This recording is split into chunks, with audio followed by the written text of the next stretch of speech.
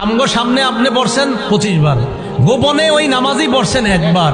নবীজি বলেন একবার গোপনে নফল নামাজ মানুষের চোখের সামনে 25 বার পড়ার সমান। গোপন ইবাদত বাড়ানোর উপায় কি? আমি আপনাদের সামনে 6টা উপায় বলবো, একটু মনে রাখেন। বলেন কয় উপায়? 6 উপায়। 1 নম্বর উপায়, অন্তরের ইবাদতে মনোযোগ দেওয়া। 2 নম্বর উপায়, অন্তরের ইবাদতে তো প্রথমে মনোযোগ দেওয়া। 2 নাম্বার, সৎ আমলের নিয়ত করা। বলেন তো 2 নাম্বার কিসের নিয়ত করা? নিয়তের সম্পর্ক কি বাহ্যিক অবস্থার সাথে না কলবের সাথে? এটা গোপন বিষয়। 3 নাম্বার, বলেন গোপনে বেশি বেশি দোয়া করা। 4, বলেন গোপনে বেশি বেশি জিকির করা। 5, বলেন গোপনে বেশি বেশি কোরআন তেলাওয়াত করা। 6, গোপনে বেশি নফল নামাজ পড়া।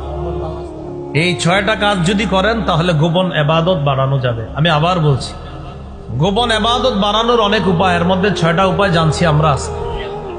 1 নম্বর গোপন ইবাদত বাড়ানোর উপায় হলো অন্তরের ইবাদতে মনোযোগ দেওয়া। 2 নাম্বার উপায়, সৎ আমলের নিয়ত করা। 3 নাম্বার, গোপনে বেশি বেশি আল্লাহর কাছে দোয়া করা। 4 নাম্বার, গোপনে বেশি বেশি আল্লাহর জিকির করা। 5 নাম্বার, গোপনে কোরআন তেলাওয়াত করা। 6 নাম্বার, গোপনে বেশি বেশি নফল নামাজ পড়া। 1 নাম্বার কি ছিল বলেন তো? অন্তরের ইবাদতে মনোযোগ দেওয়া। এই ব্যাপারে কিছু কথা শুনেন। ওমর ইবনে আব্দুল আজিজ রহমতুল্লাহি আলাইহি নাম শুনছেন? 99 হিজরিতে তিনি খলিফা হলেন। 101 হিজরিতে তিনি ইন্তেকাল করলেন। 2 বছর 5 মাস তিনি খেলাফতের দায়িত্বে ছিলেন। 2 বছর 5 মাস তিনি তার দায়িত্ব পালন করার মাধ্যমে সারা পৃথিবীকে বুঝিয়ে দিয়েছেন ন্যায়পরায়ণ শাসক কাকে বলে আর দুনিয়াতে ইনসাফ কিভাবে প্রতিষ্ঠিত করতে হয়। মাত্র 2 বছর 5 মাসে পুরা দুনিয়াবাসীকে শিখিয়ে দিয়েছে।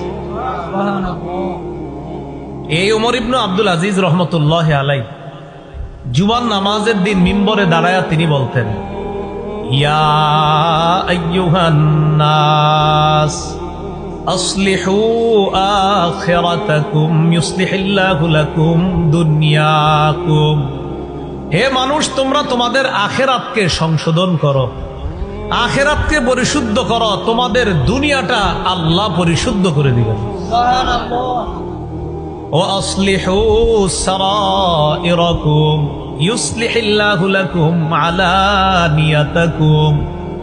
ও মানুষ, তোমরা তোমাদের গোপন বিষয়গুলা বেশি বেশি পরিশুদ্ধ করো, তোমাদের প্রকাশ্য বিষয়গুলা আল্লাহ পরিপাটি করে দিবেন। সুবহানাল্লাহ। এটা হলো অন্তরের ইবাদতে মনোযোগ দেওয়া, গোপন বিষয়গুলাতে মনোযোগ দেওয়া।